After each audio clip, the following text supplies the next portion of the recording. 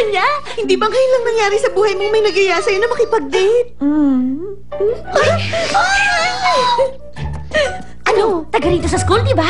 Sandali, sino kaya siya? Sabihin mo na sa amin. Uy, honey, sabihin mo. Sige na naman, matangkad ba at gwapo? Oo na. Basta. Uy, ba't ka nagbablush? Aminin mo, kinikilig ka. Sige. Honey, alam ba ni Jello? Oo nga. Alam ba niya?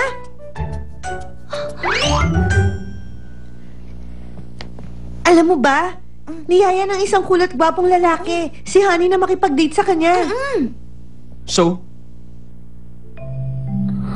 Ano ngayon? Ano ngayon?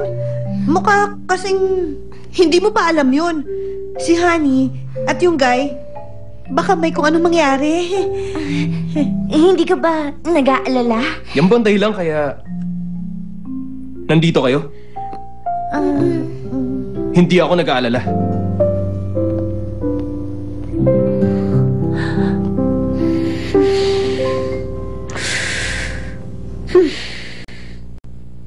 Ano? Totoo ba yan, honey? May makikipag-date sa'yo? Opo. At hindi naman po siguro big deal yon. Ganon? Kaya pala excited ka eh. Bakit naman niya kaya nasabi yun? Ay, sinabi ko na nga ba mangyayari ito? Honey, gusto kong maging kayo ni Jello. Ayoko talaga na ibigay ka lang sa ibang lalaki eh. Ang sama-sama kasi ng pagtrato niya kay Honey. Kasalanan tong lahat ni Jello. Pwede ba? Huminahon ka lang. Huwag kang ma-high blood. Igalang natin ang mga desisyon nila. At teka, ano pang alam mo tungkol sa lalaking?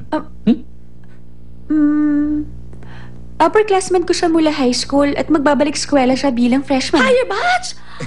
Naku po, sa mga ganyang klaseng tao ko dapat lumayo. Ngayon nga, hindi ko na maalala yung tsura niya eh. Hindi kaya nahulog ka na sa patibong ng isang playboy? Mas baba ka sa kanya. Anak, huwag kang basta-basta na lang magtitiwala sa kung sino-sino. Ha? Ay, huwag kayong mag-alala, hindi ako basta nagtitiwala. Kailangan gumawa ako ng paraan ngayon. Hindi ako papayag. Wala rin naman nangyayari. Ano naman? Ganyan pa rin ang katawan mo eh. Hi, honey.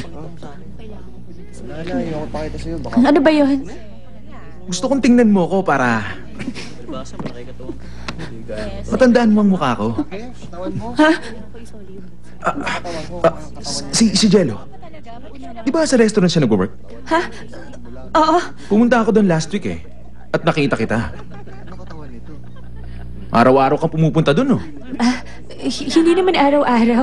Alam mo, matalino rin naman ako eh. Pero dahil kay Mr. Perfect na Jellong yun, hindi na ako masyadong napapansin. Baka lumapit ka sa akin dahil kay Jello. Hindi ah. Mas magaling siya sa school at sa tennis, kaya naiinis ako sa kanya. Hindi dapat nangyari yun dahil higher batch naman ako.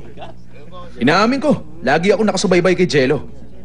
Kaya napansin ko, lagi ka pala nakasunod sa kanya. Kaya isang araw, namalayan ko na lang na ikaw na pala ang pinagmamasdan ko, honey. Ganun ba? Pinagmamasdan ko kayo, honey. Paulit-ulit ka niyang binabaliwala. Pero hindi ka pa rin sumusuko sa kanya. At dahil doon, humanga ako sa'yo.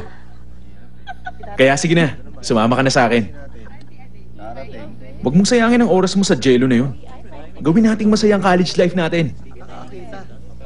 Titiyakin ko na palagi kang masaya.